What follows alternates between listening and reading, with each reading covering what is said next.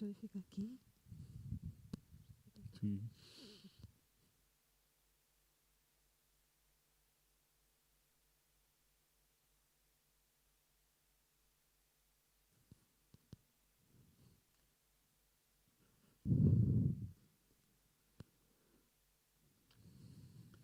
Olá, muito boa noite. Sejam bem-vindos a mais um debate do ciclo EduTalks, uma iniciativa da EduLog e Fundação Belmiro de Azevedo.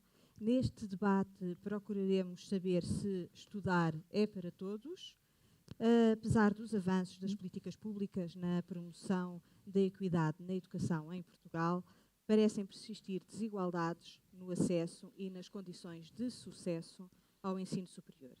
Sabemos que apenas um reduzido número de alunos do ensino profissional prossegue os seus estudos, quase um terço dos alunos do ensino superior depende de bolsas de estudo e destas são os do Politécnico que mais recorrem a elas. E que metade dos alunos que ingressam pelo regime especial de maiores de 23 acabam por desistir dos seus estudos.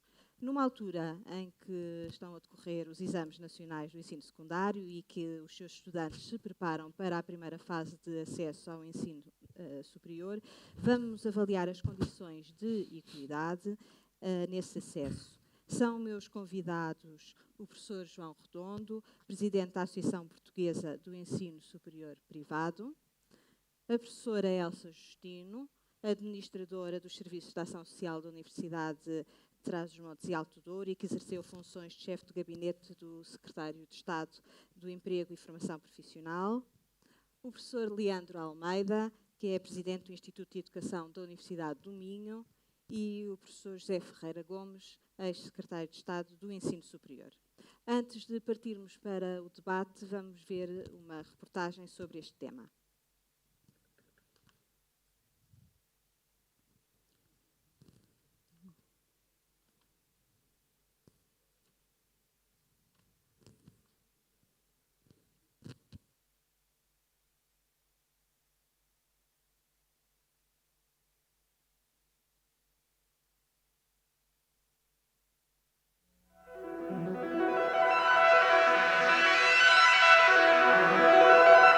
Portugal.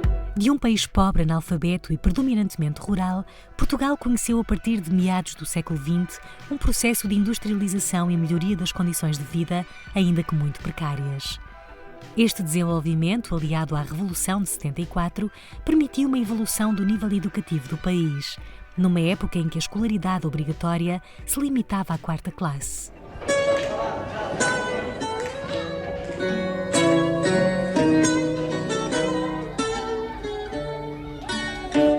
Abril trouxe a promessa de uma escola para todos. As reportagens de 74 mostravam a vontade de um ensino universal. Um dos sectores de maior equidade dentro da nova era iniciada em Portugal, depois do 25 de Abril, é sem dúvida o do ensino. Desde a Revolução de 74 que Portugal tem vindo a fazer progressos na promoção da igualdade e da generalização do acesso ao ensino. Medidas como a ação escolar, a educação pré-escolar, o alargamento da escolaridade obrigatória ao 12º ano ou, mais recentemente, as políticas de gratuitidade dos manuais escolares foram importantes na promoção da equidade no acesso ao ensino. Mas, apesar destas medidas, 34% dos alunos portugueses com 15 anos já reprovaram pelo menos uma vez, um valor muito acima da média de 12% da OCDE. Também a taxa de abandono escolar precoce do nosso país é elevada, situando-se nos 11,8%. Isto significa que a população de alunos que inicia o ensino secundário é bastante diferente daquela que o conclui, em particular nos cursos científico-humanísticos. São os alunos com maior capital socioeconómico que têm melhores condições para concluírem o ensino secundário e, a partir daí, seguir para o ensino superior. O que nos leva a perguntar se estudar é para todos. Após a Revolução de 74 e para corresponder ao ideal democrático de justiça social, Portugal assumiu a igualdade como um objetivo político e social. Deixava-se para trás um sistema elitista, reservado aos poucos que tinham melhores condições económicas, e generalizava-se o acesso ao ensino superior. Iniciou-se assim a expansão do ensino superior, assegurada também pela rede de institutos politécnicos e pelo desenvolvimento de condições favoráveis ao crescimento do setor privado. Os dados mostram, contudo, que apesar das várias medidas para se promover o acesso ao ensino superior, como a criação de bolsas de estudo ou de contingentes especiais de acesso, persistem condicionalismos que põem em causa a equidade neste nível de ensino. 47% dos estudantes a frequentar o ensino secundário estão matriculados no ensino profissional. Mas destes, apenas 18% prosseguem os estudos, em contraste com os 80% dos alunos dos cursos científico-humanísticos. Nesta fase ficou já pelo caminho um conjunto de alunos que, por motivos socioeconómicos, não foi capaz de concluir o ensino secundário. Segundo a OCDE, existem também disparidades de género nas taxas de conclusão do ensino secundário. Cerca de 38% dos homens entre os 25 e os 34 anos não concluem o ensino secundário, em comparação com 23% das mulheres. Esta diferença tem consequências na taxa de participação no ensino superior, que acaba por ser maior entre as mulheres do que entre os homens. Também o capital cultural e económico das famílias condiciona as oportunidades de acesso e de sucesso educativo, em particular em cursos mais competitivos, como os da área da saúde. Se a maioria dos estudantes a frequentar as faculdades de medicina tem pais com o ensino superior, esta percentagem cai de uma forma acentuada nos cursos de enfermagem e tecnologias da saúde oferecidos pelos politécnicos. Estes dados parecem apontar para o papel do capital cultural no acesso às universidades e aos politécnicos, o que também é confirmado pelo nível socioeconómico das famílias. De acordo com os dados de 2019, cerca de 1/3 dos estudantes do ensino superior têm o apoio de bolsas de estudo, sendo a percentagem de bolseiros mais elevada no ensino politécnico. Se compararmos cursos de áreas disciplinares próximas, como o de Direito do ensino universitário e o de Solicitadoria do ensino politécnico, verifica-se que são os estudantes deste subsistema de ensino aqueles que mais dependem de bolsas de estudo. E o mesmo se verifica no curso de Design. Ou nos cursos da área da saúde, como Medicina e Enfermagem ou Ciências Farmacêuticas e Farmácia. Também as taxas de abandono tendem a ser mais altas no ensino politécnico, dados explicados não só pelo nível dos rendimentos familiares, mas também pelo nível de escolaridade dos pais, uma vez que é entre os estudantes cujos pais não têm mais do que o primeiro ciclo de ensino básico que as taxas de abandono são mais expressivas. São por isso ainda débeis as condições de acesso e de sucesso ao ensino superior, o que faz com que, em média, 1 em cada 4 alunos acabe por abandonar os estudos. São os estudantes que ingressam através do regime especial para maiores de 23 anos, os bolseiros dos PALOP e os que mudam de curso ou que são transferidos de outras instituições do ensino, aqueles que mais abandonam o ensino superior. Face à realidade dos números, como atrair mais jovens para o ensino superior? Que medidas podem ser tomadas para se promover o acesso ao ensino superior de jovens com capital socioeconómico e cultural mais baixo? E como travar e combater o abandono neste nível de ensino? Portugal fez progressos na promoção da igualdade de oportunidades de acesso ao ensino, mas os dados mostram que há ainda um longo caminho a percorrer na criação de condições de acesso, mas também de sucesso, o que nos permite perguntar: estudar é para todos?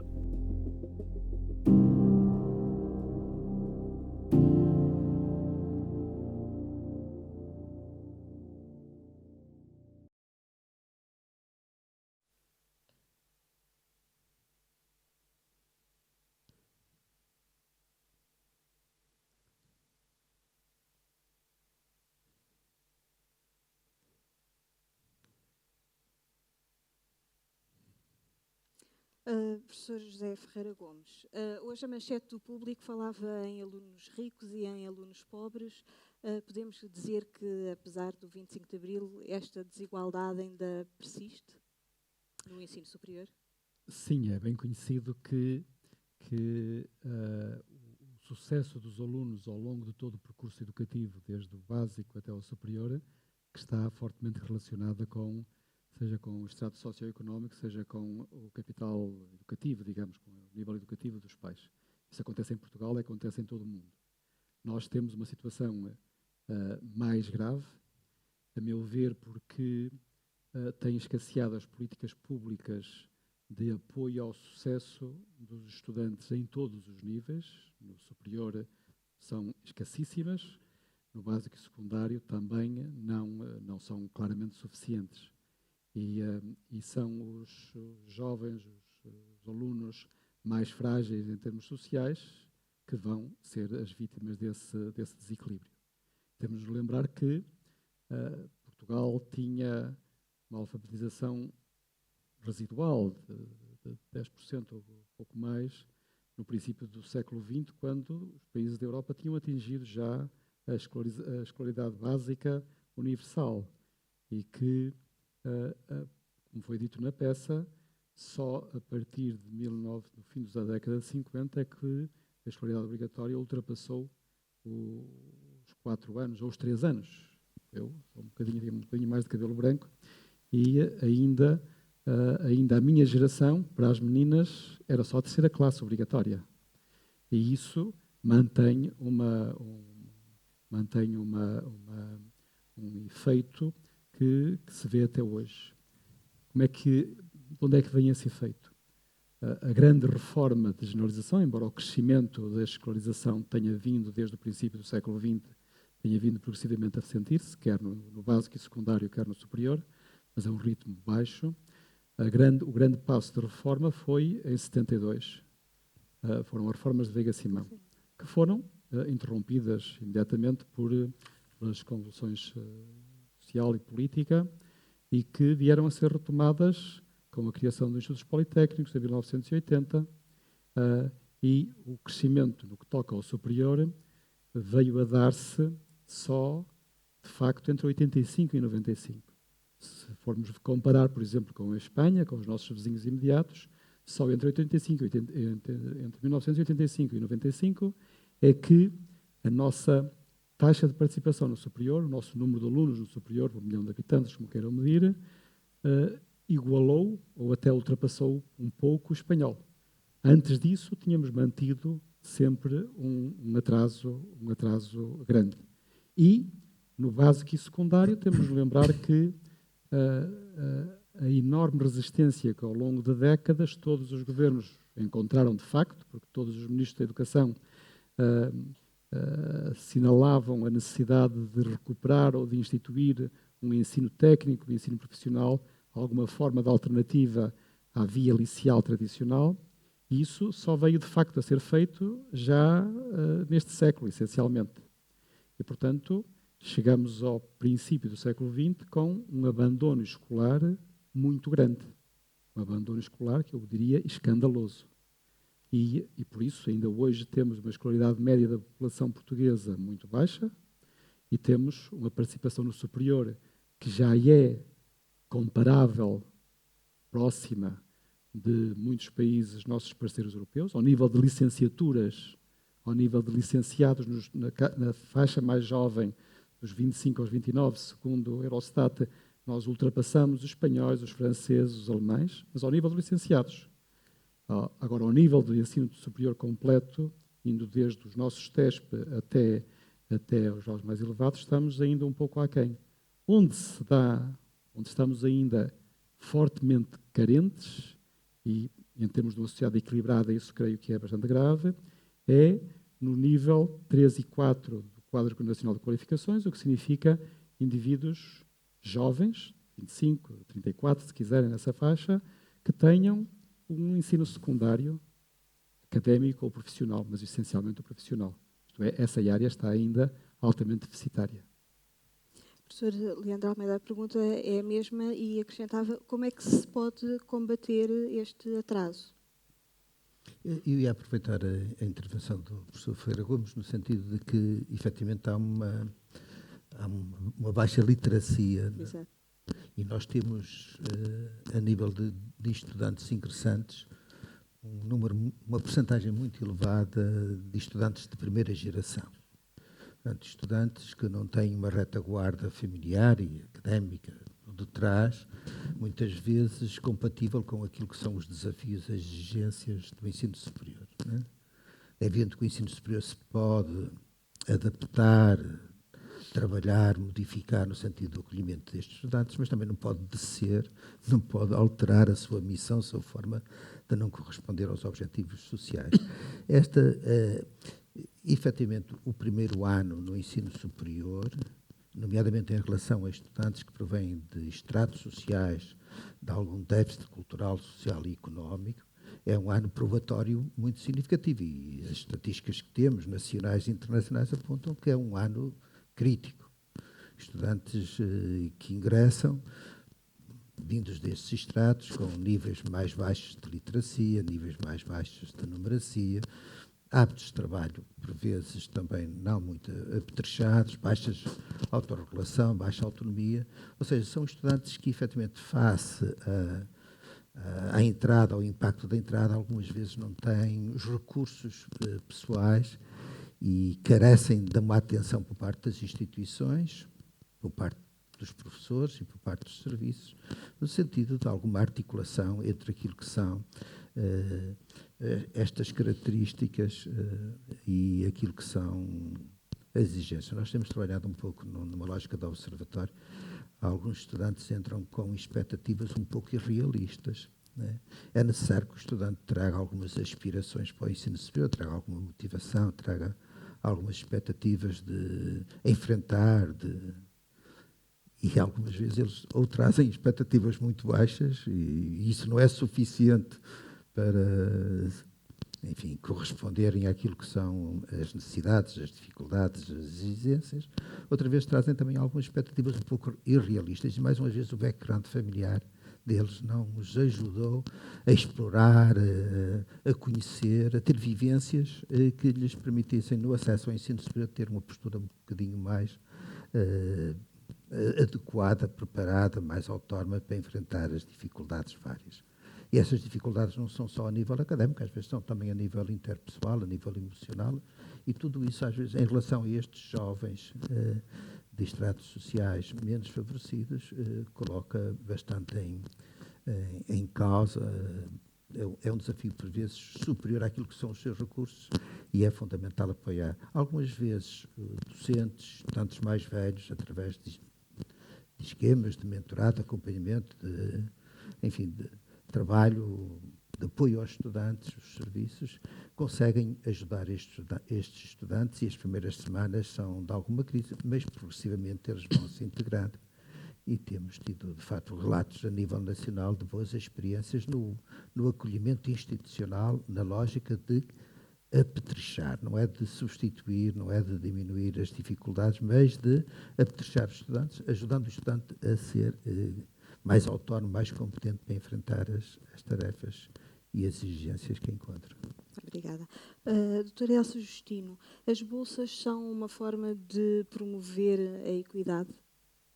Sim, sem dúvida, claro que são. Eu primeiro gostava de dizer que os alunos que chegam ao ensino superior são já uma escolha das várias etapas e, portanto, são os resistentes. E quando nós olhamos para populações e públicos e alunos em situação de vulnerabilidade, esses ainda têm que ser mais resistentes que os outros.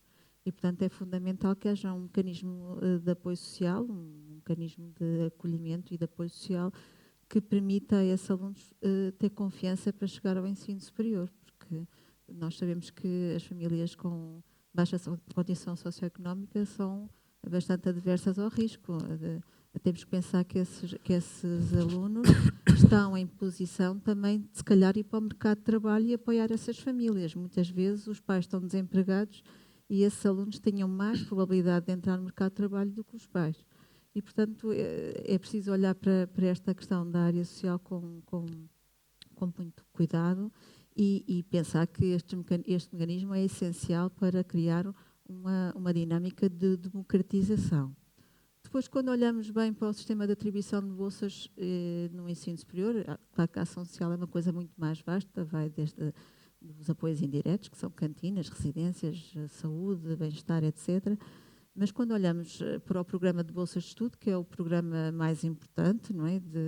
Que tem um espectro que é mais visível, percebemos que ele foi criado há 20 anos, ele já existia anteriormente, mas como nós o conhecemos hoje com pequenas alterações, foi criado tem 20 anos e eventualmente ele já não corresponde exatamente às exigências de hoje. Ele continua a ser um programa importante, porque, como eu disse, cria no fundo essa segurança de que é possível a um aluno sem rendimentos ou com poucos rendimentos e com dificuldades económicas aceder a um curso de ensino superior, e estamos a falar de alunos que já têm mérito, porque esses alunos terminaram o secundário e, portanto, muitos ficaram pelo ensino básico, pelo básico não, mas pelo secundário, com certeza, portanto já são resistentes e, portanto, o passo para o ensino superior é um passo importante e é importante que haja mecanismos de apoio para eles sentirem essa segurança. Depois, quando olhamos para o programa de atribuição de bolsas, percebemos que, eventualmente, ele já não cumpre continua a cumprir um princípio de massificação, de alguma forma, portanto, em que acolhe um número de alunos bastante elevado, mas relativamente à democratização ele tem aqui vários problemas que eventualmente valia a pena discutir e pensar. Um primeiro problema tem a ver com o próprio valor, que a maior parte das vezes não é suficiente para os alunos se manterem num curso de ensino superior, nomeadamente numa cidade como o Porto ou como em Lisboa. Se tiverem que pagar custos de alojamento, o valor é claramente insuficiente e isso pode ser um handicap a que bons alunos ou alunos com médias altas possam procurar o curso que mais lhe interessa e o curso onde acham que seria, ou a universidade que seria do seu interesse. Portanto, pode haver aqui depois mecanismos de autoexclusão, ou seja, o aluno não candidatar-se apesar de ter notas, porque entende que não tem capacidade para custear os custos de frequência. E essa é uma primeira questão, o valor da bolsa. E depois a própria forma como o programa está gerido, como o programa é gerido, porque ele olha para um aluno, e vou pegar nas palavras do professor Leandro de Almeida e diz exatamente isso. Ele olha para um aluno do primeiro ano como olha para um aluno do quarto ou do terceiro. E não é verdade. Um aluno do primeiro ano tem muito mais dificuldades, tem dificuldades de integração. Muitas vezes chegam ao ensino superior na segunda ou na terceira fase de ingresso, já chega em outubro, em novembro, o semestre acaba em dezembro, para um aluno, por exemplo, do primeiro ano que seja bolseiro, ele tem a mesma exigência de aproveitamento escolar do que para outros anos, ou seja, tem que fazer 60% das unidades curriculares. Nós sabemos que os alunos do primeiro ano, e eu aprofundei essa questão na UTAD, até já tivemos a oportunidade de falar sobre isso há pouco, de uma forma mais informal, nós sabemos no final do primeiro semestre, para os alunos do primeiro ano que são bolseiros, que há, só para a Universidade de Trás-os-Montes e Alto Douro, dos 2.300 bolseiros total que temos, há cerca de entre 100 a 150 alunos que já não será elegível para o ano a seguir. Portanto, ele no primeiro semestre já está fora do programa no ano a seguir. E o Estado vai continuar a pagar. Portanto, valia a pena olhar para esses alunos de forma diferente e para o programa de uma forma diferente. Também há aqui um aspecto importante a pensar, tem a ver com a própria responsabilidade das instituições. Nós estamos habituados, ao longo destes últimos 20 anos, a transferir, no fundo, a responsabilidade do apoio social aos alunos para o Estado e só para o Estado. Eu diria que, obviamente, não desprezando este programa, que é muito importante, nós temos, são 100 milhões de euros de despesa por ano em bolsas de estudo, portanto, é um programa importante, que as instituições nunca conseguiriam aguentar, como é óbvio.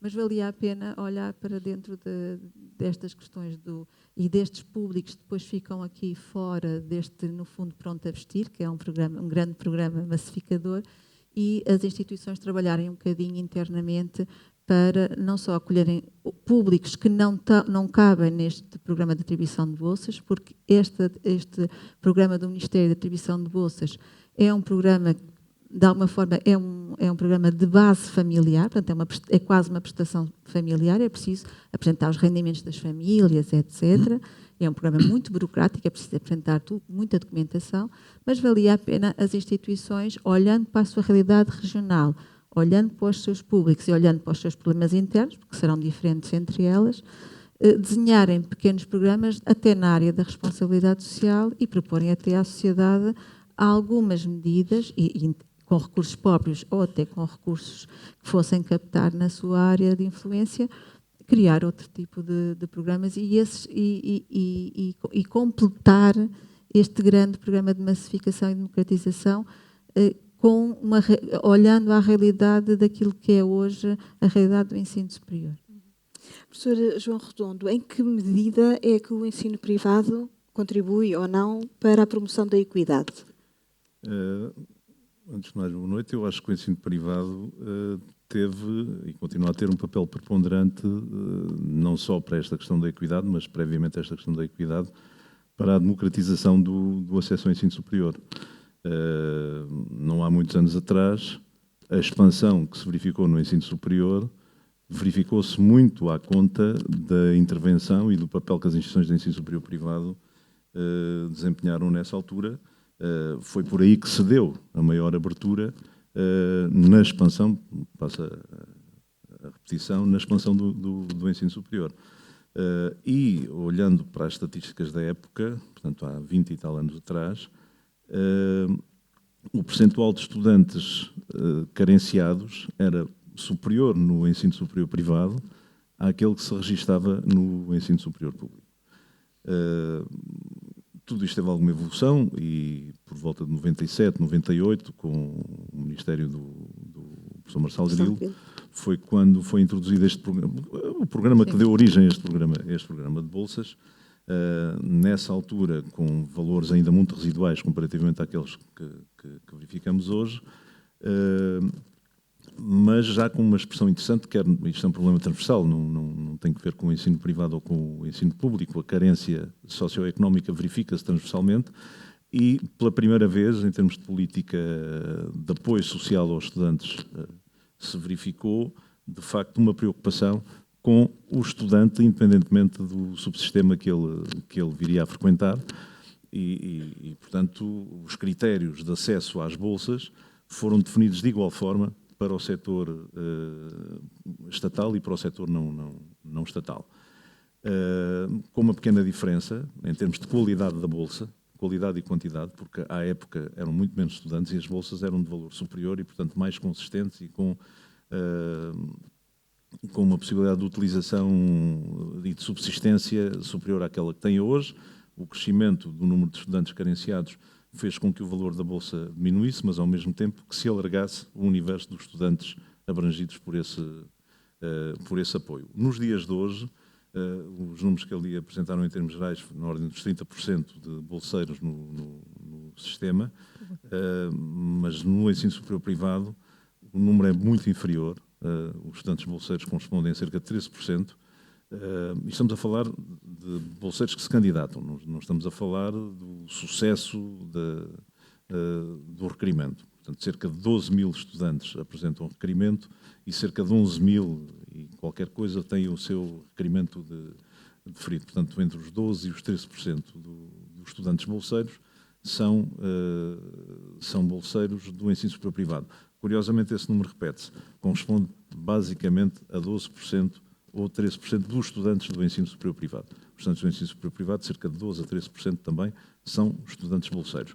Que há aqui uma decalagem grande em relação à expressão que o ensino superior privado tem no sistema, porque o ensino superior privado corresponde a 18%, mais coisa, menos coisa, estou a falar sempre em números redondos, por causa do meu nome também é redondo, portanto é para arredondar a coisa. Estamos a falar em cerca de 18% o ensino superior privado tem uma expressão de cerca de 18% e os alunos bolseiros no ensino superior privado têm uma expressão de cerca de 13%. Simplesmente a bolsa, e a doutora Elsa Justino falou nisso, a bolsa é de valor substancialmente reduzido em relação às necessidades dos estudantes. Aqui com mais incidência no ensino superior privado, em que a propina a pagar não tem exatamente o mesmo valor que a propina do ensino superior público, quando noutros tempos a componente propina tinha uma leitura mais favorável do que aquela que tem hoje. E, portanto, cabe depois também a cada instituição, e elas têm cumprido esse papel, o seu papel de responsabilidade social, no sentido de promoverem, junto desses estudantes carenciados também, as melhores condições para que eles possam frequentar aquelas instituições, sendo certo que a sua situação socioeconómica impõe naturalmente alguma abertura por parte das instituições para a manutenção desses estudantes no ensino superior. Mas uma das questões que mais me chamou a atenção neste estudo não foi só esta questão da carência socioeconómica de um percentual elevado dos estudantes do ensino superior, foi um nível de perda que se verifica até chegar ao ensino superior. Nós, em termos genéricos, falamos nisto mais ou menos desta forma. Cerca de 50%, mais coisa, menos coisa, não termina o ensino secundário. Desses 50% que terminam o ensino secundário, só outros 50% é que continuam para o ensino superior. E este é um nível de perda. São números que hoje já podem estar um bocadinho desatualizados, mas não se afastam muito da realidade. Traduz um nível de perda no sistema, de fuga para fora do sistema de ensino de muitos jovens. E provavelmente também aí estará a questão da carência socioeconómica, porque nas famílias de condição socioeconómica mais frágil, a entrada para o ensino superior é medida de uma forma completamente diferente. Em primeiro lugar, mede-se o nível de utilidade imediata da formação que se vai obter. E, portanto, se não se consegue estabelecer esta relação entre a frequência do ensino superior, os custos que essa frequência impõe, mesmo com algum apoio social, e uma utilidade imediata da sua formação em termos de empregabilidade, à partida, muitos eventuais estudantes com qualidade e também daqueles chamados resistentes para a professora Elsa Justino, porque concluíram o ensino secundário, não vão ter condições para frequentar o ensino superior na altura exata, portanto, na altura em que terminam o ensino secundário. Falou mais tarde, por meios próprios, e, portanto, já fugindo a esta estatística do sistema. Depois, por outro lado, verificamos que o regime de acesso ao ensino superior é idêntico também é transversal, é idêntico para o ensino superior público e é idêntico para o ensino superior privado. E o percentual de estudantes que entra para o ensino superior privado pelo regime corrente, pelo regime normal, no caso do ensino superior privado são os concursos institucionais, é superior em cerca de 4 a 5 pontos percentuais quando comparado com o percentual de estudantes que ingressa no ensino superior pelo regime normal de acesso ao ensino superior estatal. É uma noção que às vezes não se tem. E, portanto, por aqui se verifica também, porque há muitos estudantes no ensino superior privado, e eu digo isto pelo acompanhamento pessoal que tenho muitas situações desse género, há estudantes no ensino superior privado que, por vergonha, não se candidatam a bolsas, por considerarem que estão no meio em que a carência socioeconómica deve estar escondida. São questões complicadas de inclusão, de acesso, de leitura social que se faz nas instituições e, portanto, isto pode refletir aqui alguns dados que não são propriamente os mais corretos no que diz respeito à carência socioeconómica do universo dos estudantes no ensino superior privado. Explicações para aquilo que o estudo apresentou, nós podemos encontrar muitas ou podemos procurar muitas explicações. O problema mais complicado está em arranjar respostas para as perguntas que se colocam ali no final, porque não sei se temos todas as respostas ou se temos alguma resposta capaz de resolver este problema que passa necessariamente pelo modelo de financiamento do ensino superior, devendo centrá-lo muito mais nas pessoas, fazê-lo incidir muito mais nas necessidades dos estudantes do que propriamente nas questões institucionais. Porque quando nós falamos em equidade, estamos a falar, no estudo falamos em duas expressões essenciais, na justiça e na inclusão. E nessa parte da inclusão aparece lá uma expressão que já é muito antiga, que é promover, em relação a todos, a possibilidade de saber ler, escrever e contar. Em palavras muito simples, é isso que lá está. A inclusão hoje não é isso, é muito mais do que isso. É proporcionar o acesso aos níveis mais superiores de ensino a que uma pessoa tem direito, porque estamos a falar de direitos fundamentais hoje e que estão consagrados na nossa Constituição e que devem ser promovidos com incidência na pessoa, mais na pessoa do que na instituição. E a equidade em relação às pessoas significa tratá-las de acordo com as suas especificidades. E o sistema que nós temos, por muito evoluído que seja, tendendo a ser um sistema massificado, não é um sistema que olhe para as especificidades de cada um. E, portanto, deixa aqui muitas particularidades de fora. O sistema evolutivo da atribuição da Bolsa faz com que, chegando a um determinado nível, eu há pouco dizia ali em surdina que, não preenchendo a captação, passamos de uma possibilidade de apoio para zero. Não é? Hoje há um sistema relativamente evolutivo porque o valor da Bolsa diminuiu bastante, faz uma distribuição por mais e, portanto, há aqui uma evolução até aos 1.000 euros de Bolsa, mas muitos estudantes que se podem candidatar a bolsas também chegam à conclusão de que aqueles 1.000 euros de bolsa, se receberem pelo valor máximo, não chegam, não são minimamente suficientes para eles poderem sair de casa, para poderem pagar a propina correspondente, e se for no ensino superior privado, pior um pouco, para poderem comprar livros, para se poderem alimentar, etc. Portanto, houve aqui uma certa evolução, mas no âmbito daquilo que é hoje o modelo de financiamento que nós temos em Portugal, seja o modelo de financiamento institucional, seja o modelo de financiamento destes mecanismos de bolsas, se não for repensado no sentido de olhar mais para as especificidades de cada um, dificilmente a equidade será uma realidade.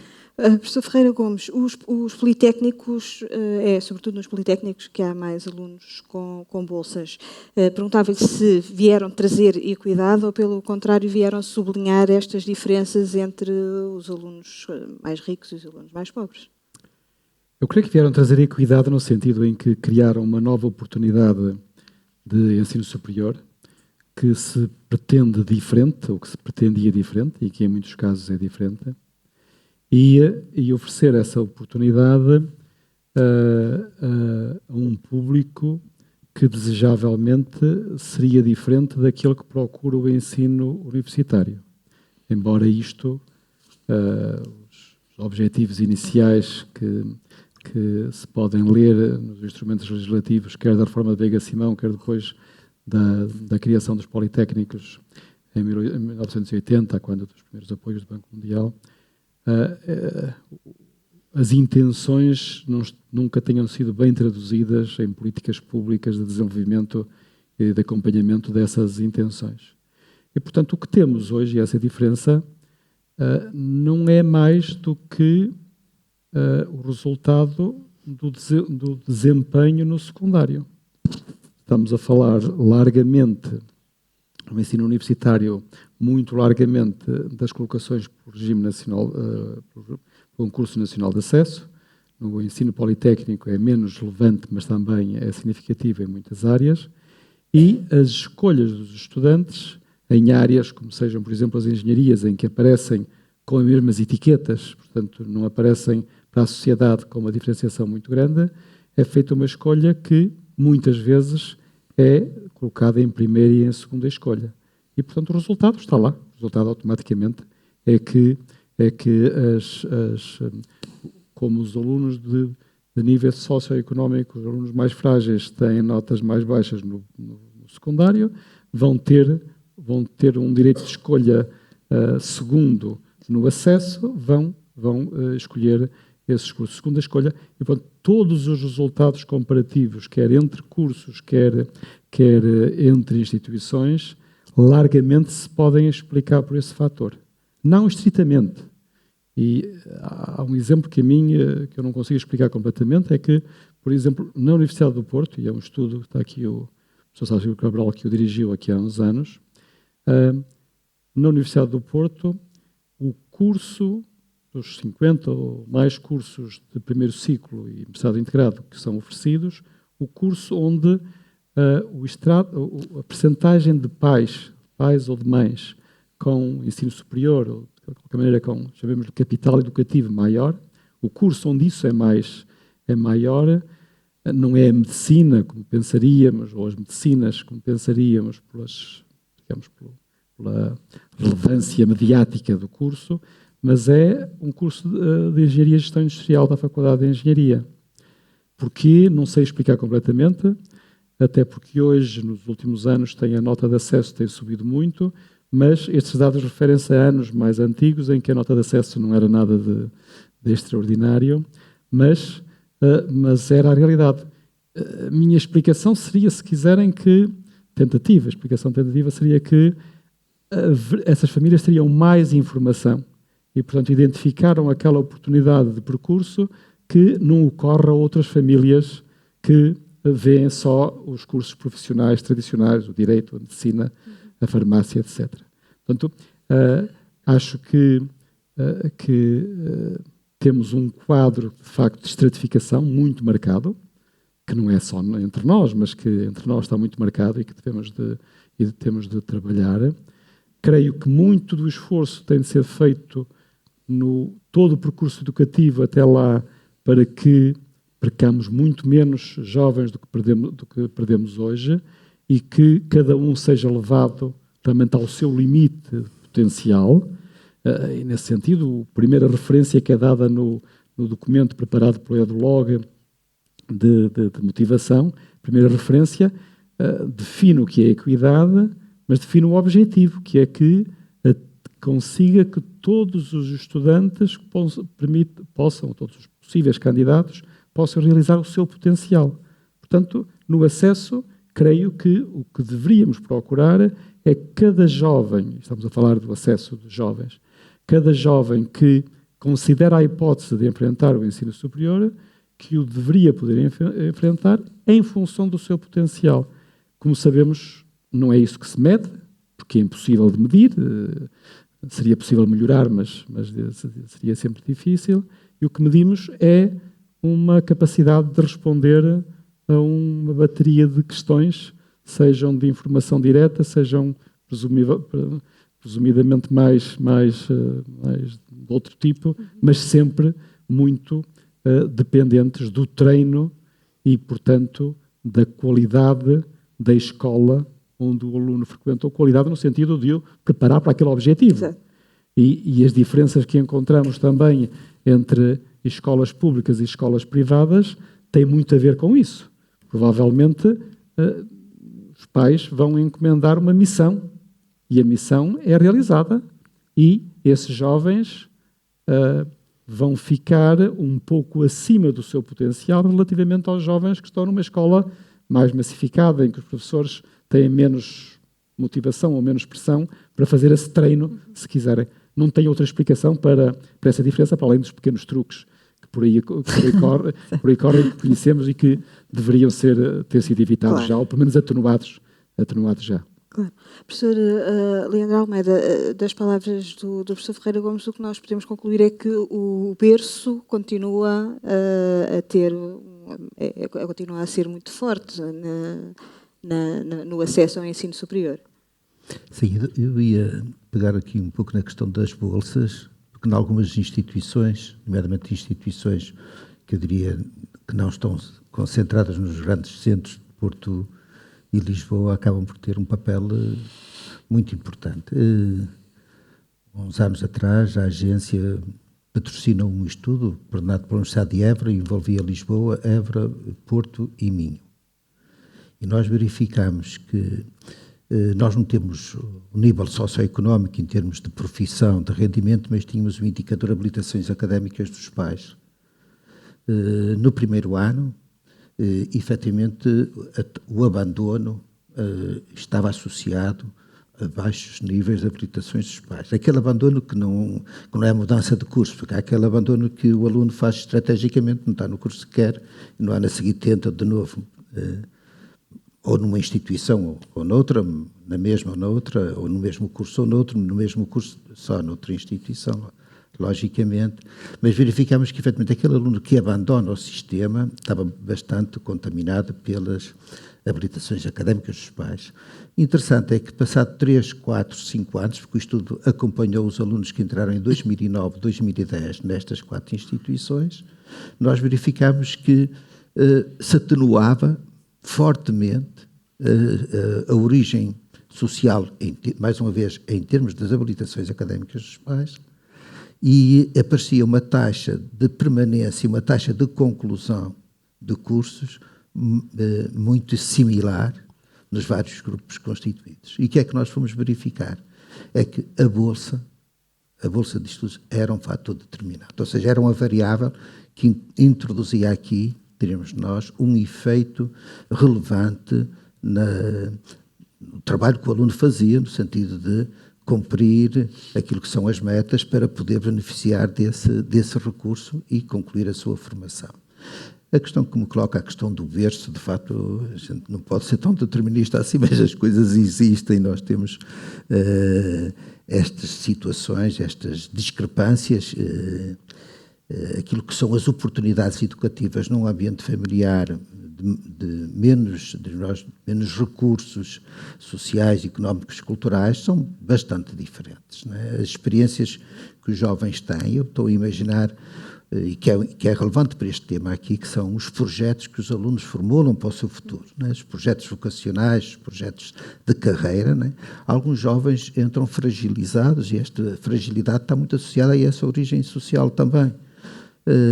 As vivências que tiveram, as confrontações que tiveram, as oportunidades que tiveram de dialogar com vários intervenientes e professores e pais são efetivamente mais baixas, mais reduzidas e, portanto, eles entram por vezes fragilizados também desse ponto de vista. Há um bocadinho aqui foi feita a referência qual é a mais-valia que se tira da formação. É evidente que estes jovens muitas vezes questionam isso, até pela origem social que têm, qual é o real ganho que têm a partir desta formação e deste investimento que eu tenho que fazer, porque sem esse investimento nada feito. Vamos. E só um pequeno... E isto não é do ensino superior, isto tem que ser feito a mão. Né? Eu recordo um estudo feito, e vou terminar porque começo a falar muito de estudos. Há uns anos atrás, a Universidade do Porto, a UTAD e a Universidade de Minho, com as 3 parceiras da Galiza, Vigo, Santiago e Corunha, fizeram um estudo a nível do básico, final do básico. E a ideia foi, dada a proximidade, que toda a gente reconhece e sente e fala, entre as duas, o norte de Portugal e a Galiza, fomos analisar os hábitos de trabalho dos alunos, o rendimento dos alunos, até as habilidades cognitivas deles, as motivações, e o efeito da classe social, aí nós tínhamos mesmo a profissão, era muito maior no norte de Portugal que na Galiza. Ou seja, a classe social, no caso destes adolescentes portugueses, marcava muito mais diferenças nessas variáveis psicoeducativas, socioeducativas, do que na Galiza. Ou seja, efetivamente aqui em Portugal, por detrás da realidade social e económica também existe uma realidade cultural que eventualmente noutros contextos estará mais atenuada e isso ajuda a não ser tão determinado. Talvez o peso do berço não seja tão forte nessas realidades como eu imagino que seja cá em Portugal. Dr. Elsa Justino, no próximo ano a decisão governamental é para abrir mais 5% de vagas nos cursos com nota igual ou superior a 17 valores. Até que ponto é que uma medida como esta promove a equidade? Pois, por aquilo que aqui foi dito, não promove. já está visto. Não? Claro que não. Pronto, nós falamos sempre com base, quando tentamos generalizar, falamos com base em estatísticas e olhando as estatísticas nós percebemos que isso não promove a equidade, porque obviamente há uma relação direta entre as questões socioeconómicas da família e o rendimento escolar, muito embora haja, quando olhamos para dentro da realidade do ensino superior, haja estudantes em contratendência. O que é que isto quer dizer? Que há grupos de alunos que são os que contrariam as estatísticas e, olhando para esses, vale a pena estudar esses também para perceber o que é que acontece com esses para, eventualmente, alterar políticas ou fazer aqui algumas correções.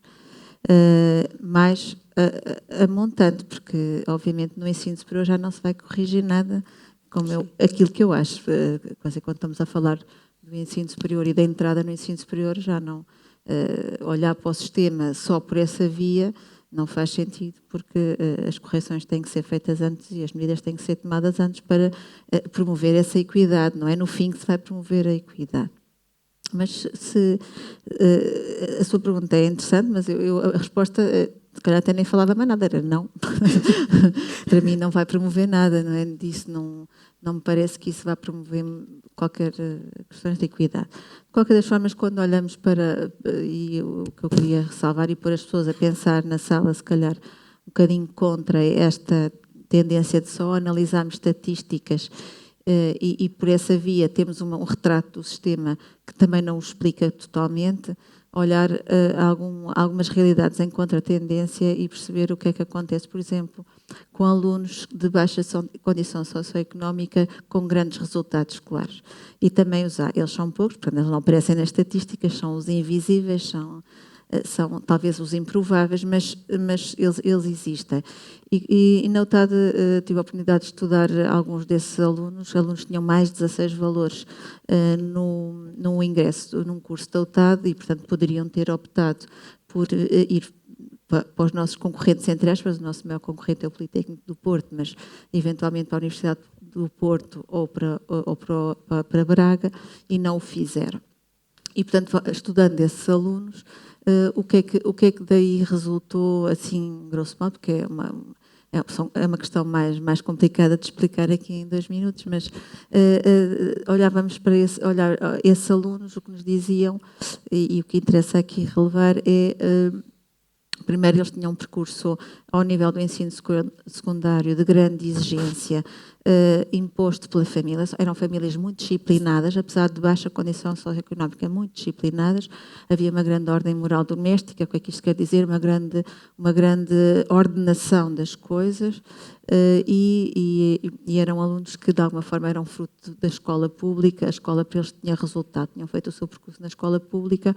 Muitos deles vinham do fecho das pequeninas escolas da aldeia e eram mobilizados para centros escolares, estavam quase 12 horas por dia fora da família, mas quando regressavam a casa havia um ritual de estudo, etc., e outras variáveis. Portanto, vale a pena olhar para estas contratendências para perceber o que é que eventualmente se pode fazer, para já não olhar para o ensino superior assim como uma coisa amálgama, porque há disparidades regionais grandes que também era preciso aprofundar. Não falamos dos mesmos alunos que concorrem para o Porto, eventualmente dos mesmos que concorrem para o UTAD, as circunstâncias são diferentes e vale a pena olhar para estes alunos ao escolherem, por exemplo, uma universidade mais pequena, porque muitos deles faziam escolhas táticas. Ou seja, a escolha não era só pela nota, é tipo, eu quero ir para pensamos sempre, qualquer aluno quer ir para a melhor universidade que ele pode alcançar. Estes alunos não pensavam assim. Eles faziam escolhas táticas e fizeram escolhas táticas no sentido de controlar o ambiente de vivência universitária e de controlar o acesso ao próprio ensino superior e a permanência e o sucesso. Portanto, foram alunos que pensaram entre ir para uma universidade grande, da qual eu tenho nota para entrar e posso entrar num curso até de medicina, não é? Que é o mainstream, é o que as pessoas gostam de que os alunos entrem, não é? E ir para uma universidade mais pequena. Eu vou escolher a universidade mais pequena porque eu controlo melhor essas variáveis. A variável espaço, a variável integração e até os custos de frequência. E, portanto, a nota, respondendo e terminando, a nota não vai criar a equidade. Nem para os que querem aceder e que não têm nota, portanto estão fora, nem para os que tendo nota estão de alguma forma a fazer escolhas táticas, alguns poderão dizer de autoexclusão, ou seja, excluem-se das grandes universidades, mas também podem ser escolhas táticas de sucesso, controlando as variáveis de integração no ensino superior.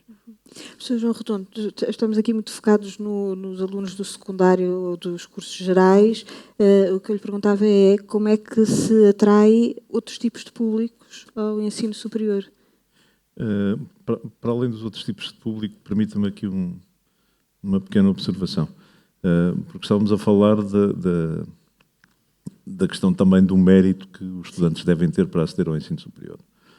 E nós encontramos aqui pelo menos 3 elementos que nos permitem medir as condições que um estudante tem no ensino secundário para poder ser avaliado em termos de ingressar no ensino superior. Desde logo o ambiente escolar que vive, o ambiente familiar que vive e o esforço individual que faz.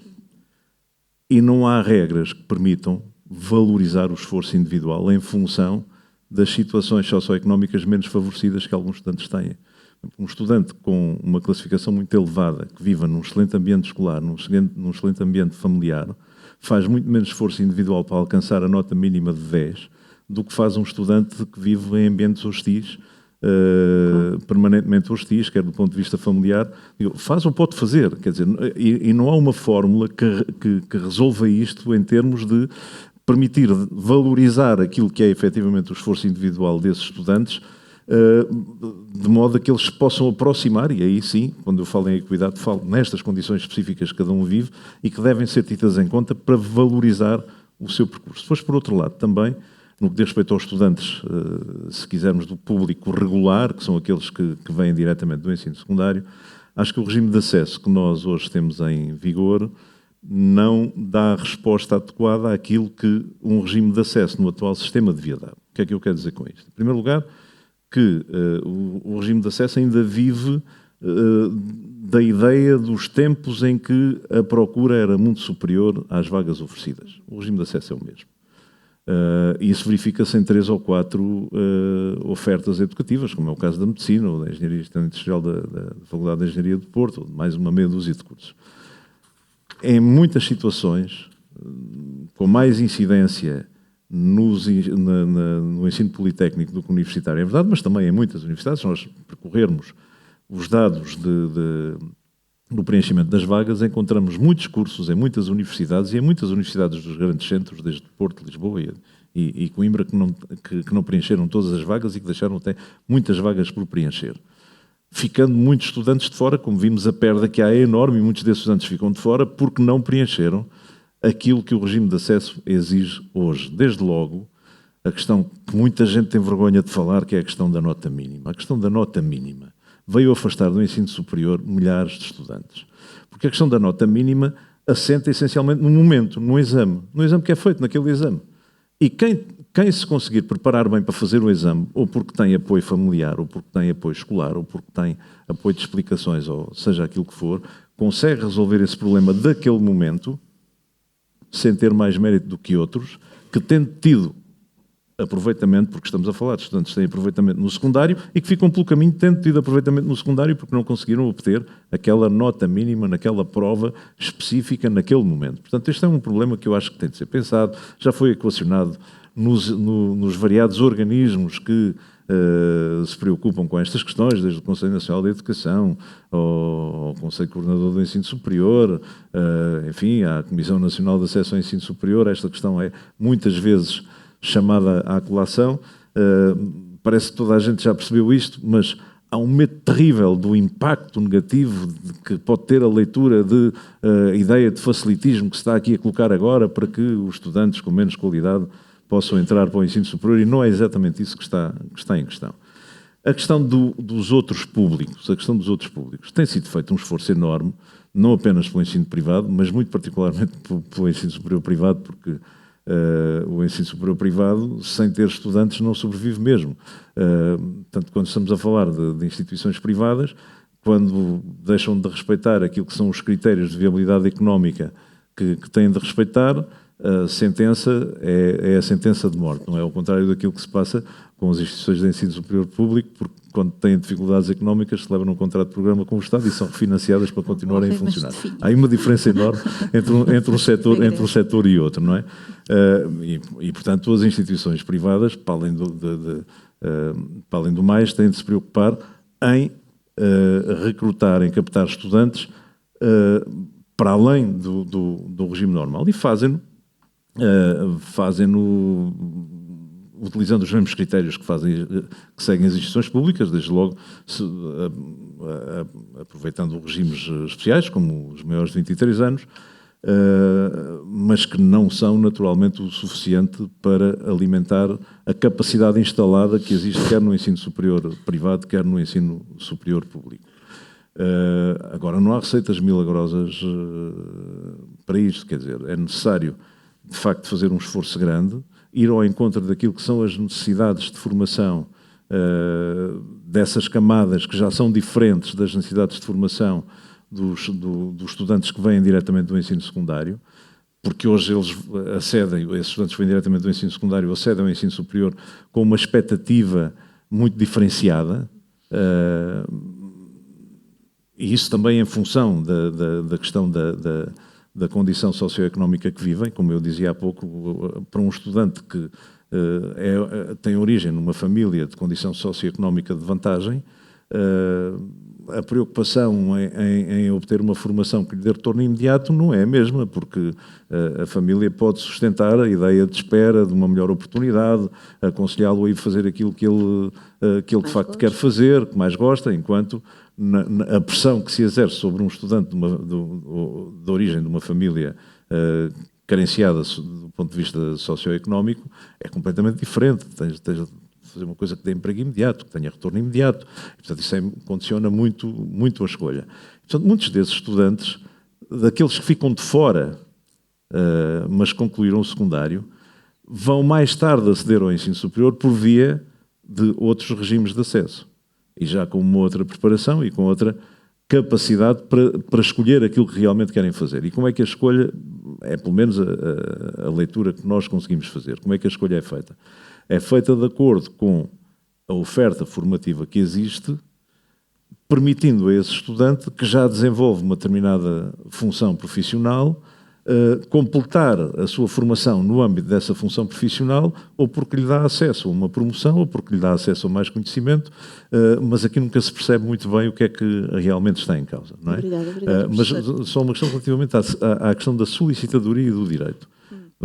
Porque apresentaram essa questão ali, como a minha área de formação é jurídica, a questão aí talvez não esteja só relacionada com a condição socioeconómica, mas sim com o tipo de formação que é oferecido na solicitadoria e no direito, e com a possibilidade de aqueles que se licenciam em solicitadoria de uma forma mais rápida poderem mais tarde seguir o seu percurso de formação para uma área jurídica mais pura, optando pelo direito. Aí há uma ligação direta entre um e outro, e há muita gente que opta por essa formação inicial, porque ingressa imediatamente no mercado de trabalho com funções que lhe são permitidas em resultado da formação que obteve, mas deixando em aberto uma formação sucessiva numa área para a qual ele já se preparou.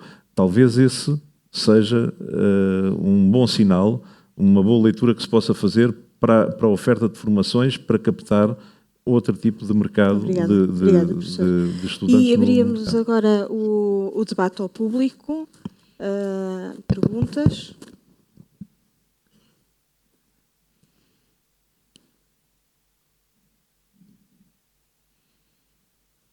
Então, está ali. Já vem o microfone. Boa noite, Sebastião Feio, ex-reitor da Universidade do Porto, atualmente professor emérito da Universidade. A pergunta, claro que eu adoraria intervir, não é, como sabem, mas é muito simples, mas afinal, que sugestão, sendo que é complexo e naturalmente não estou à espera de grandes soluções, mas afinal, que medidas, que caminhos é que nós devemos seguir, até porque eu faço notar que só se esteve a falar de uma percentagem de jovens, porque há outra percentagem num nível, eu diria, inferior, de que não se falou. Só se falou dos jovens que têm acesso ao ensino superior e depois desses, dos que, enfim, que não têm sucesso. Mas há muitos que nem chegaram ao ensino superior. E isso é preciso tomar em consideração no país, não é? Portanto, que medidas, avançando já que, naturalmente, a diversificação forte da oferta formativa, bem como, obviamente, o apoio material a muitos mais jovens é absolutamente essencial. Permitam-me só fazer notar que no último relatório da OCDE sobre estes temas, há duas questões marcantes, aliás, foram discutidas de forma enviesada a quando da infeliz decisão de diminuição das propinas, que são as seguintes. Primeiro, Portugal, de facto, é dos países onde há de alguma dimensão, um pagamento de propinas de alguma dimensão, mas não está no topo dos pagamentos de propinas. Onde nós temos um grande déficit é no número de bolsas que são concedidas relativamente a outros países. Se vamos ver esse gráfico, nós estamos em baixo. Portanto, é claro que nós temos que aumentar o apoio social, para mim, posso estar errado, não é? É claro que temos que aumentar o apoio social. Como é claro que se queremos atrair mais estudantes para o ensino superior, nós temos que diversificar de forma significativa a oferta formativa, que vá de encontro às apetências e às competências, às motivações dos jovens dos 17, 18, 19, 20 anos, para lá daqueles que depois de fazerem uma primeira formação vão trabalhar e depois voltam a estudar. Para lá disso. Portanto, eu lanço esse desafio que comentem essa questão de algumas medidas que para mim são de tal maneira óbvias que, enfim, mas, quer dizer, claro, óbvias, mas falta depois a verba. Não é? Claro. Mais alguma questão? Ali atrás. Rosário Gamboa.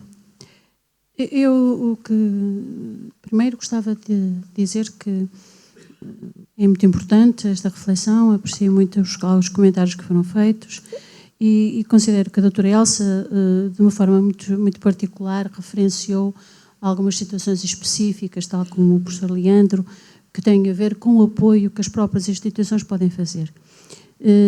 O que eu sinto, na minha experiência, enquanto pessoa que esteve numa instituição de ensino superior na gestão, é fundamentalmente, e falando do grosso, não falando das coisas finas, que são muito importantes e que devem ser estudadas, como bem disse, até para se poderem projetar melhor algumas políticas públicas. Mas falando do grosso, a questão do financiamento das instituições, em particular o financiamento no que diz respeito ao ensino, é uma questão gravíssima. As instituições muitas vezes não têm meios suficientes para fazer o apoio social de emergência que é necessário. Nem têm meios sequer para fazer o acompanhamento psicológico, o acompanhamento tutorial, que muitas vezes que é aqui referido. Muitas vezes as iniciativas que são colocadas nos estudantes mais velhos, mediadores sociais ou iniciativas que passam por uma coisa que é mítica na nossa sociedade, que é o fundraising, a capacidade de aparecerem stakeholders que têm disponibilidade real de investir significativamente, não é uma bolsa ou duas, investirem significativamente no apoio aos estudantes, é muitíssimo reduzida. Por isso, para mim, uma das questões centrais é necessariamente a crise de financiamento do ensino superior, que é uma fórmula, como toda a gente sabe, que deixou de ser aplicada, que é opaca, que não é transparente, que não tem equidade absolutamente nenhuma, nem sequer permeia o mérito das instituições e muito menos atenta ao número de estudantes que estão a frequentar e o esforço que as instituições estão a fazer para os acolherem. Obrigada. Depois há outra questão que eu gostava de referir, que é a questão da nota, rápida. Da nota mínima. Eu não me parece, professor, que a questão da nota mínima possa ser uma abertura para o ensino superior. Parece-me, pelo contrário, que pode ser um novo estigma. O que me parece fundamental na atração dos estudantes para o ensino superior é a capacidade de atratividade da instituição. E a capacidade de atratividade da instituição, que, por exemplo, os pais que têm um capital educativo mais forte e têm a capacidade de fazer as apostas de risco mais significativas, não só na gestão industrial, não na engenharia aeroespacial, sabem fazer essas apostas, procuram exatamente o prestígio, a reprodução da formação depois, mais tarde, em ordenados muito mais, digamos, muito mais chorudos, do que os pais que têm menos essa informação e que, simultaneamente, têm outras pressões, como aqui que foram faladas, da entrada rápida no mercado de trabalho. A nota mínima não é, a descida da nota mínima não é uma promoção das instituições. É uma diferenciação entre instituições mais acentuada de primeira e de segunda. Obrigada. Lá atrás ainda há uma pergunta. Sim, eu prometo ser rápido. Antes de mais, parabéns pelo debate. Acho mesmo interessante, em plena época de exames para estudantes como eu, fazer-se um debate sobre o ensino superior. Eu não estou a estudar para exames, estou a acabar uma mestrado ali na Faculdade de Engenharia, portanto estou livre desse terror que assombra os estudantes. E a minha pergunta era um bocadinho mais filosófica e mais focada nos estudantes, não tanto nas instituições, e que nos últimos anos me tenho colocado a pensar com alguns amigos meus, e eu vou fazer uma pergunta que é um bocado polémica, propositadamente, que é, eu gostava que as pessoas que estão aí a debater e que têm o poder da palavra respondam um bocado à pergunta que é: para que é que serve o ensino superior? Porque eu venho de uma família classe média, portanto, aquela malta que não tem pais universitários, nem avós universitários, e a primeira pergunta que me fazem é: podias ter uns pais como o Cristiano Ronaldo, ou então vê lá se acabas, mas é o curso para ir trabalhar e ganhar dinheiro. E a minha questão nos últimos anos é: será que a universidade é uma escola profissional? Para isso eu tinha tirado um curso técnico profissional e a trabalhar. Ou é um sítio que me deve ensinar a pensar e dar-me ferramentas para que eu possa enverdar uma outra via. É porque isto depois entra num campo diferente, que é, se calhar não vou para a universidade para ganhar ordenados chorutos, mas vou para a universidade para ser uma pessoa melhor.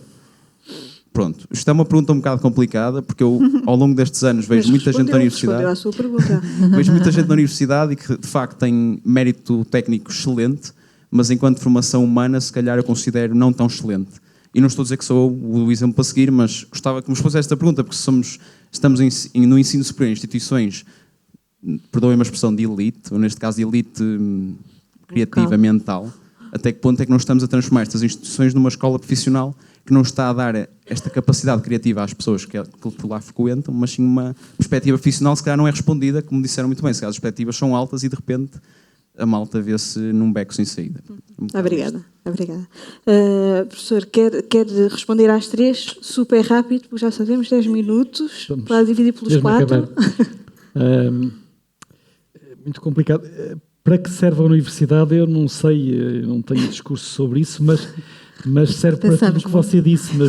Mas também não podemos esquecer-nos que estamos a receber jovens de 18 anos, Universidade, Institutos Politécnicos, Ensino Superior em geral, que estamos a receber jovens de 18 anos que têm uma aspiração, eu diria todos, a terem, a breve prazo, uma vida autónoma.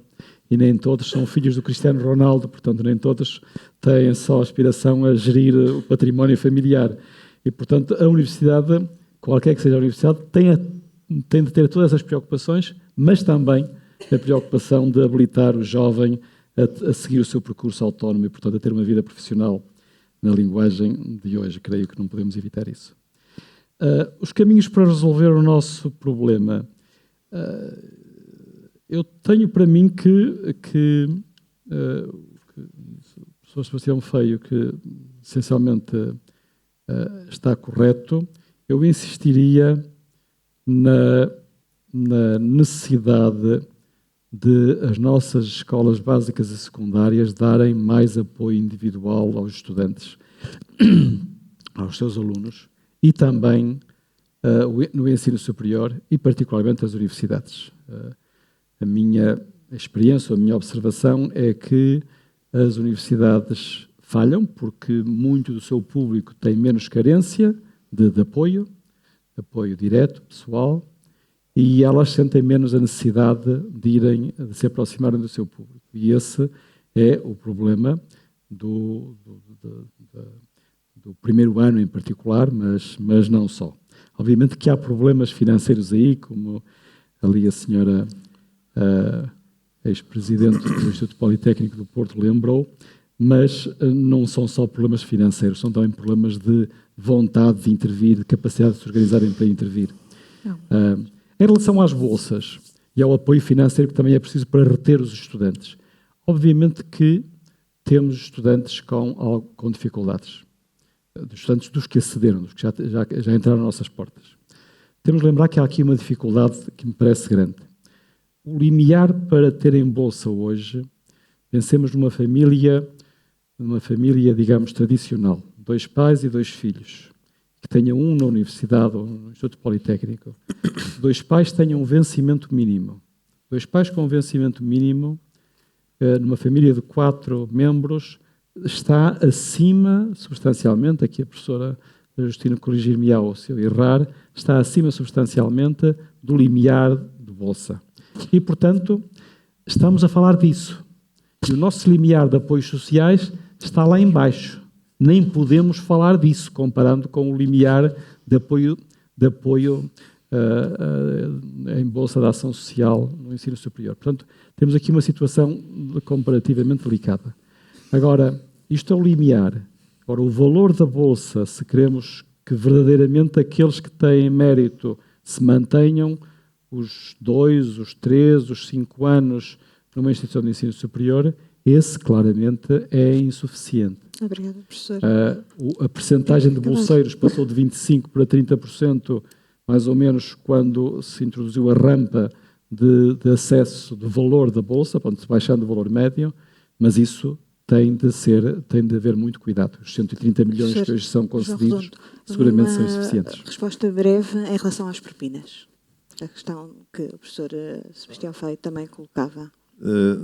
Não só em questão às propinas. As propinas no ensino superior privado são uma realidade inevitável e têm de seguramente corresponder àquilo que, no mínimo, corresponde à prestação do... Mas deviam subir no ao custo...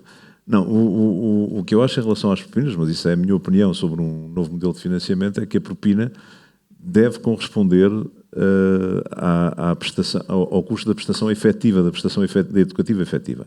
E depois deve ser acompanhada por um sistema de bolsas que permita, efetivamente, premiar o mérito e salvaguardar as situações de carência socioeconómica de uma forma perfeitamente equitativa, ou seja, olhando para a condição específica de cada estudante, em função dos rendimentos familiares e em função do mérito dos seus estudos, que tem naturalmente aqui 3 ou 4 condicionantes, 3 ou 4 aspectos que são difíceis de equilibrar, e reconheço naturalmente isso, e acho que toda a gente reconhece, mas parecer-me-ia um sistema mais justo, mais centrado, precisamente na questão do estudante, na questão do cidadão que se candidata ao ensino superior. Permita-me só uma questão, porque fui focado diretamente para a questão da nota mínima. Pela questão da nota mínima. A questão da nota mínima é uma questão que deve estar na autonomia das instituições, não deve ser imposta como é imposta. E não me parece que seja um fator de discriminação negativa dizer que um estudante que teve 9 numa nota mínima e não entrou, mas que teve 14 ou 15 na avaliação interna e tem média de 12 ou 13, fica de fora quando um estudante que faz sua avaliação externa e tem média de 9,5 lhe passa à frente. É uma questão que tem de ser também ponderada, e este aspecto existe e não existe assim com tanta raridade, não é? Portanto, acho que há aqui aspectos que são muito negativos relativamente à imposição de uma nota mínima. Por isso, aquilo que eu entendo nesta questão de um acesso mais equitativo é que as instituições podem, no âmbito da sua autonomia, fazer a leitura adequada daquilo que é o seu modelo institucional. E, por outro lado, também, em relação às questões colocadas pelo professor Sebastião Feio, que tem a ver não apenas com a questão das novas formações, mas mais com o modelo pedagógico, com novos modelos pedagógicos, que as instituições podem e devem desenvolver em função das características novas que os estudantes apresentam e que são diferentes daquelas que apresentavam uns anos atrás. E há muitos modelos que estão testados por essa Europa fora, que cá, pura e simplesmente, são afastados por não se enquadrarem minimamente naquele que é o modelo convencional de formação. Obrigada, professor. E, portanto, acho que vale a pena repensar esses modelos e apostar mais nesses modelos. Professora, que medidas... desafiava o professor Sebastião Feio, que medidas podem ser introduzidas? Assim, rapidamente, eu diria que não há ligação nenhuma entre aquilo que é feito na ação social do ensino secundário e do ensino superior.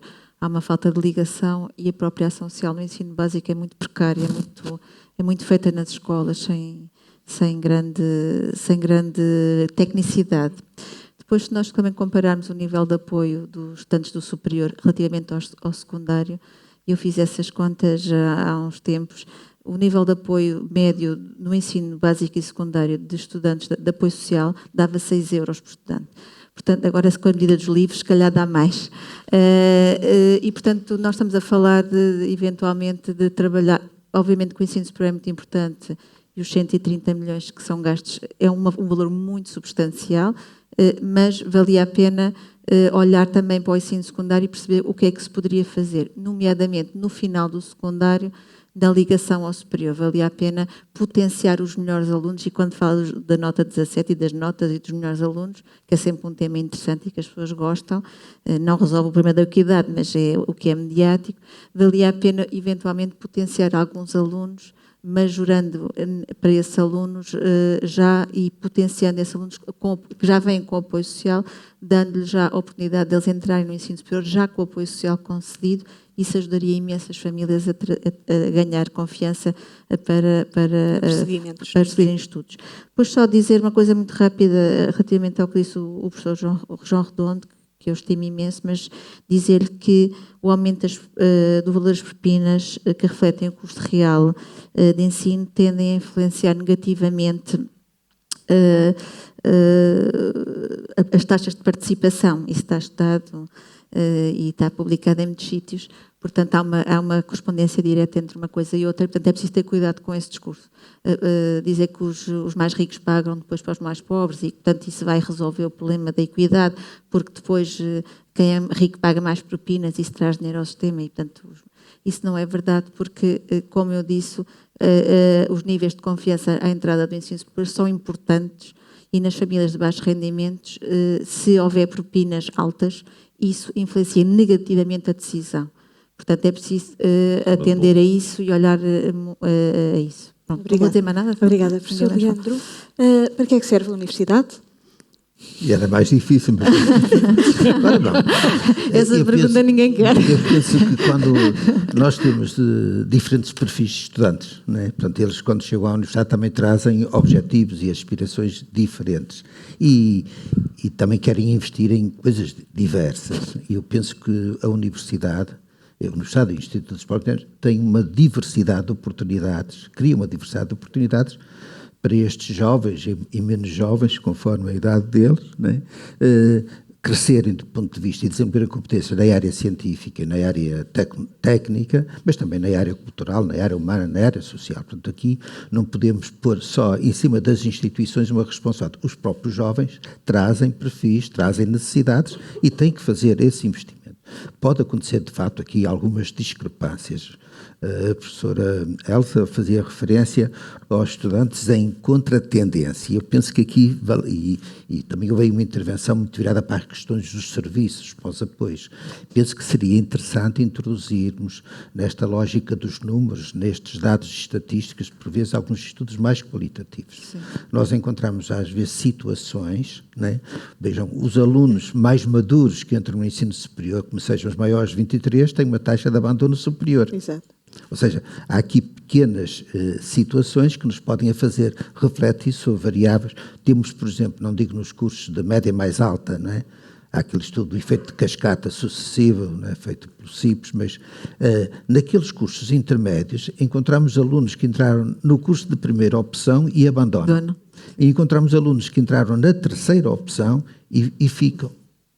Ou seja, há aqui realidades, há aqui contextos que nos ajudam a perceber como é que esta dinâmica, características dos alunos, investimento do aluno, motivação do aluno e as oportunidades que nós temos no contexto académico se cruzam para produzir os resultados que temos. Eu penso que alguns estudos qualitativos fariam sentido aí.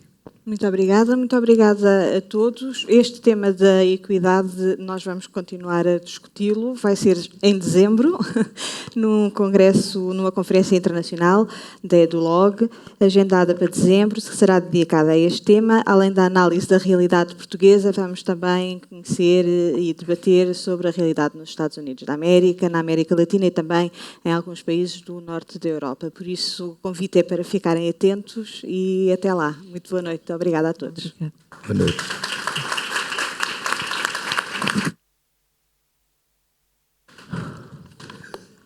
Pana, não deste?